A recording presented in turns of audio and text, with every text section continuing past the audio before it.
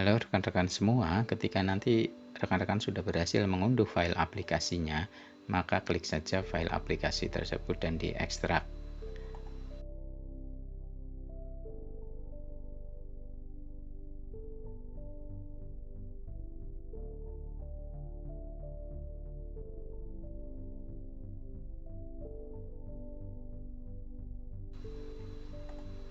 Nah, nanti dari folder ekstrak, buka saja dan pilih salah satu atau pilih file eksekusi yang bertanda traffic light ini ya. Kemudian nanti akan tampil halaman entry data. Di sebelah kiri adalah keterangan untuk cell atau field dan di atas adalah untuk keterangan untuk menu. Nanti akan dipilih untuk 2 atau 3 icon saja dan kemudian yang paling utama adalah halaman entry data tersebut. Dan kursor akan langsung mengarah ke nomor kuesioner. Isikan saja sesuai dengan nomor urut dari lembar observasi yang telah rekan-rekan lakukan.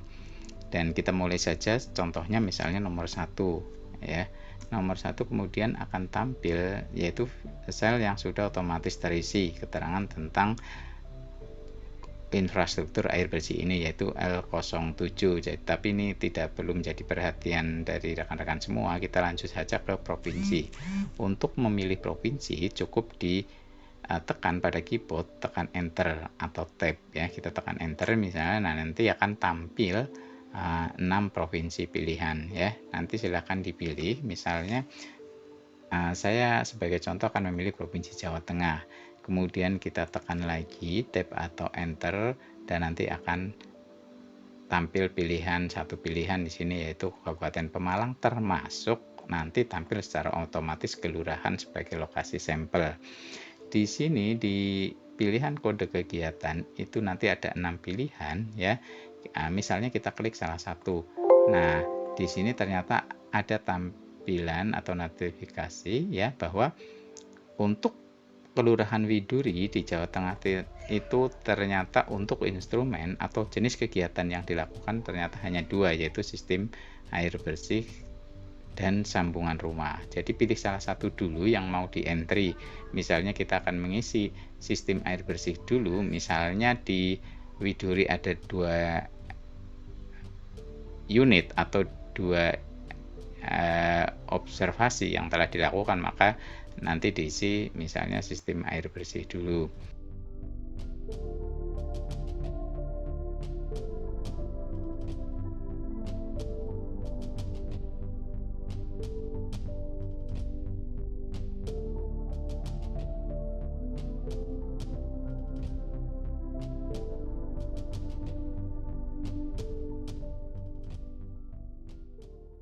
Dan kalau nanti sudah isi sistem air bersih ya, maka nanti isikan saja kemudian RW-nya ya. RW misalnya bisa kita isi ya, RW. Kemudian dusun itu sifatnya opsional, dusun atau lingkungan, karena ada wilayah-wilayah tertentu yang justru tidak ada RW-nya, nomor RW-nya, tetapi kemudian ada nama dusun atau nama lingkungan. Ya, kita enter saja misalnya. Kemudian demikian juga dengan RT-nya. RT-nya salin dari lembar observasinya ya, misalnya saya ketikkan RT 4 dan sesuaikan juga sebagai penanda bahwa observasi yang telah rekan-rekan lakukan apakah sesuai dengan lokasi sampel yang telah ditentukan sebelumnya ya. Jadi kalau memang sesuai nanti diklik saja di sesuai. Kemudian lanjut ke nama kawasan, nama PKM, isikan nama kawasannya jika area tersebut dalam satu kawasan ya. Kemudian nama PKM silakan diisikan ya. Kemudian setelah mengisi maka ada sumber air, silakan kalau sumber air di sini pilihannya ada 3 mata air permukaan, PDAM dan sumur, tetapi jika ada lainnya maka diisikan lainnya ya. Setelahnya adalah jumlah penerima manfaat ya, jumlah penerima manfaat di area tersebut. Kalau sistem air bersih berarti itu satu area ada berapa ruta, ada berapa jiwa, ada berapa laki-laki dan perempuannya. Tetapi kalau pilihannya sebelumnya adalah saluran air bersih, maka jumlah penerima manfaatnya adalah di KK tersebut, ya, di rumah tangga tersebut. Nah, ini karena kita pilihannya adalah sistem air bersih, maka sebutkan rutanya, jumlah rumah tangganya, ya.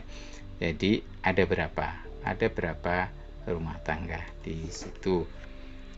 Tahun pelaksanaan silakan diisi, waktu pelaksanaan proyek, ya, waktu pelaksanaan proyek berapa hari kerja, ya.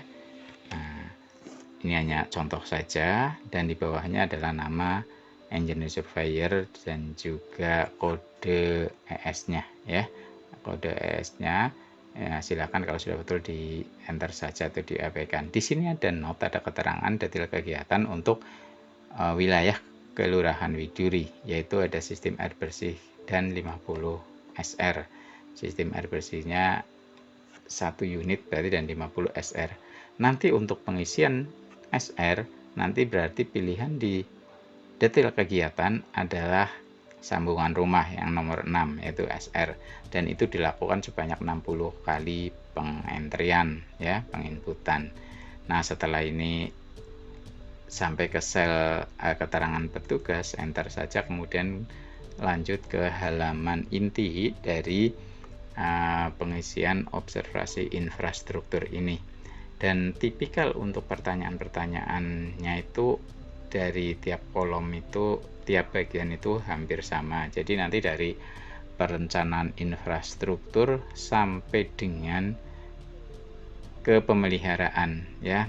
Nah, sampai dengan kepemeliharaan, tipe pertanyaan itu hampir sama, yaitu nanti ada pilihan untuk penilaian, ya, bisa dipilih, misalnya kayak pertanyaan seperti pertanyaan nomor 1 ini, apakah dokumen RPLP untuk skala lingkungan itu sudah sesuai, ya, atau tidak sesuai atau tidak relevan, ya.